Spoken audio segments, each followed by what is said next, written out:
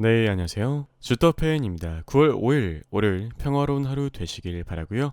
8월 마지막 주 정리, 그러니까 저번 주죠. 갈무리를 해보고 9월 증시를 대비하는 시간을 가져보겠습니다. 그 다음으로는 관심 업종 브리핑 한번 드려보고 차트 분석과 정리를 해보도록 하겠습니다.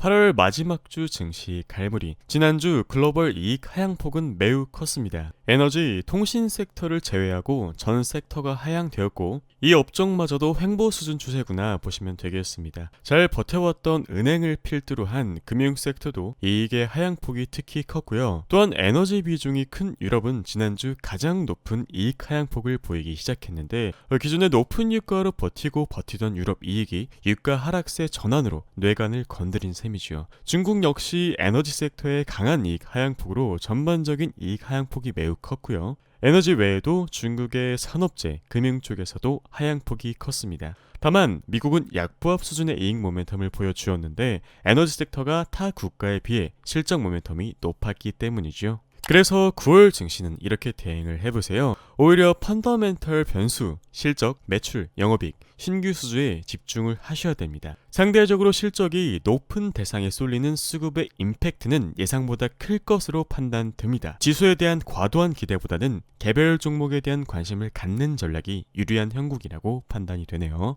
9월 달력입니다. 9월 9일부터 9월 12일까지는 추석 연휴라고 보시면 되겠고요. 9월 13일부터는 미국 소비자 물가 지수가 발표되겠죠. 그에 따라 시장이 변동성을 보여줄 것으로 예상이 되고요. 4분기 투자연구소 모집도 시작됩니다. 그냥 참고하시기를 바라고요. 9월 21일 수요일 날에는 FOMC 금리 인상안 관련하여 미팅이 열릴 예정이니 이날 또한 위아래 변동성이 엄청날 것입니다. 9월에는 굵직굵직한 이벤트가 조금 많으니 특별히 유의하셔서 거래하시기를 권유드립니다. 9월 투자 키워드입니다. 첫 번째 IRA, 인플레이션 법안이죠. 그 다음 저밸류, 저평가되어 있는 친구들, 거기에 호실적의 강달러 수혜주까지 뽑아봤는데 게임, 2차전지, 신재생 에너지, 그리고 자동차, 이 전장산업 위주로 보시면 될 것 같네요. 자, 오늘은 타이어 업종을 소개해드려 보려고 해요. 타이어 주식을 다시 봐야 하는 이유가 무엇일까요? 자, 일단 타이어 산업을 괴롭혀왔던 세 가지 원인이 있습니다. 첫 번째로 자동차 생산이 줄면서 신차용 타이어의 판매가 감소하였고, 두 번째, 바이러스로 이동 수요가 줄면서 교체용 타이어의 판매도 감소했던 추세였습니다. 마지막으로 물류비와 각종 재료비 폭등으로 수익성이 악화됐었는데요. 타이어 산업을 다시 주목해야 할 5가지 이유를 지금부터 공부해 볼게요. 첫 번째, 수요의 증가입니다. 줄어들었던 자동차 생산이 늘어날 전망이고요. 하반기 생산량 증가를 예고하는 완성차 업체들 목록이 있습니다. 토요타, 포드, 폭스바겐, GM, 우리들이 모두 잘 아는 큰 회사들이죠. 자, 수요의 증가 아까 얘기 드렸었는데 자동차 생산이 증가하면 당연히 새로운 차용 타이어의 수요가 증가하겠죠. 사람들의 이동 수요도 증가할 테고요. 따라서 교체형 타이어의 수요도 증가될 것입니다.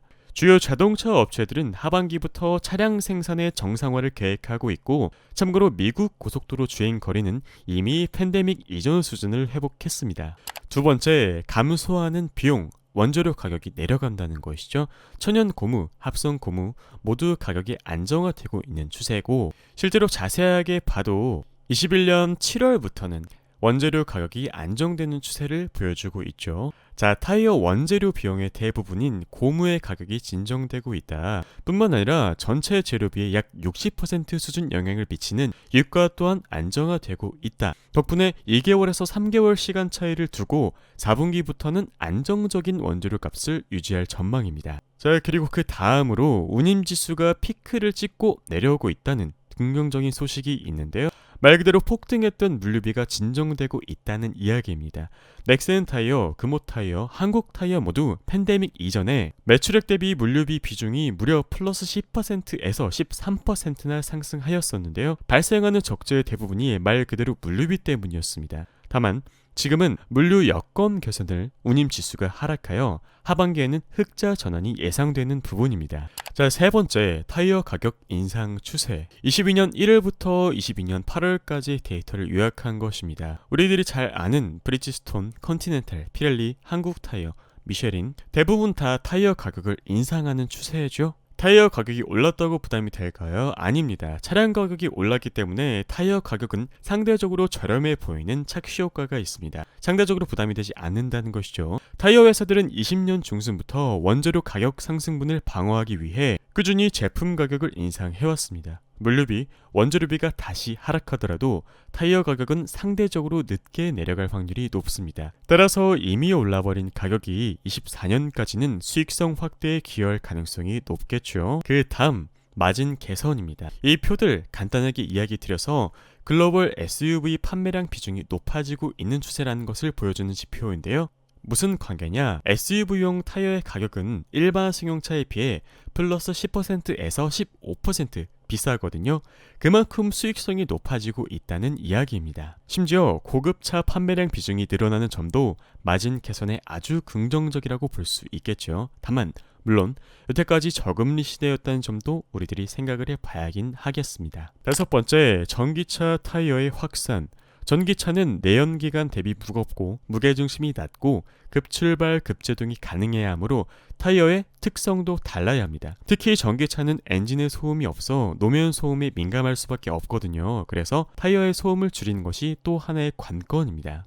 또한 전기차의 상품성 중에 가장 중요한 주행거리 또 중요하겠죠. 이러한 이유들로 전기차 전용 타이어는 내연기관 대비 플러스 15% 비싼 가격에 판매되고 있습니다. 자, 타이어 업황이 좋아지긴 하겠지만 리스크 요인도 여전히 존재합니다. 어떤 산업이든 리스크 요인이 존재할 수밖에 없죠. 일단 첫 번째로 경기 불황에 따른 수요 침체.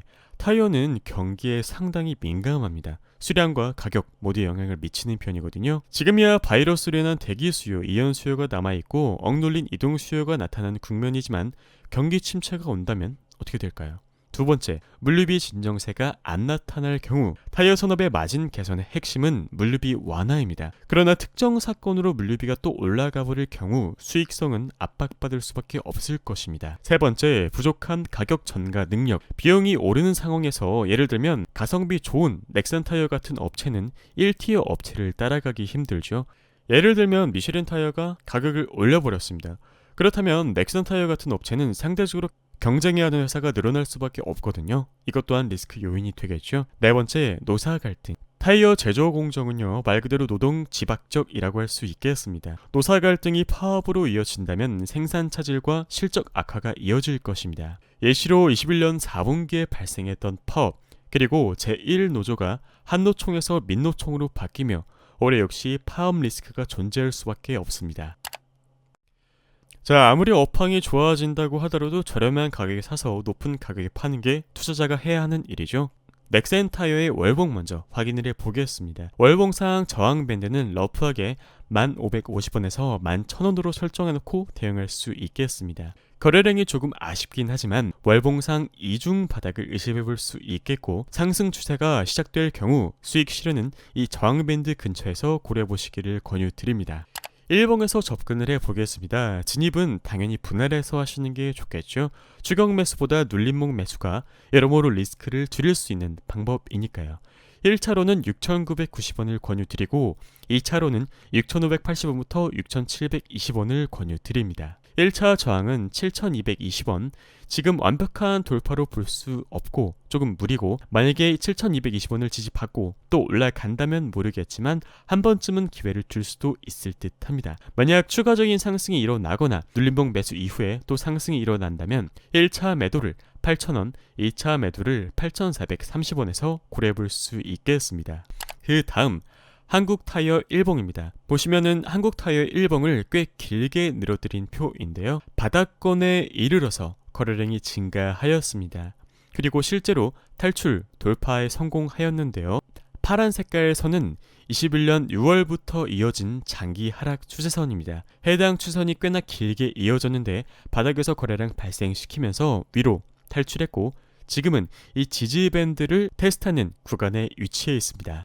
확대해서 보여드리자면요. 현재 가격부터 36,200원까지는 분할 매수가 가능하다고 판단됩니다. 이 위에는 저항밴드 4만원부터 41,150원이라는 가격대가 기다리고 있는데요. 이 구간을 뚫고 지지받아준다면 다음은 44,600원부터 45,200원 오늘날의 자리부터 플러스 16%의 수익을 기대해볼 수 있겠고 그 다음 51,900원 플러스 33%, 오늘날의 자리부터 수익을 기대해 볼 수 있겠습니다.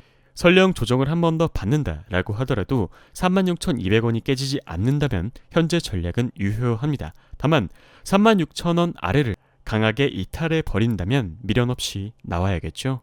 오늘의 간단한 결론입니다. 긍정적인 거래량이 발생했으나 추세적인 상승을 예견하기에는 아직 이르다. 다만 타이어 업황과 차트를 고려하여 충분히 분할하여 진입할 만한 가치가 있다고 판단됩니다. 따라서 적은 비중으로 분할 진입을, 스윙을 시도해 보시기를 권유드립니다. 오늘 여러분들과 함께한 공부 도움이 되셨다면 구독, 좋아요, 알람 설정 부탁드릴게요. 감사합니다.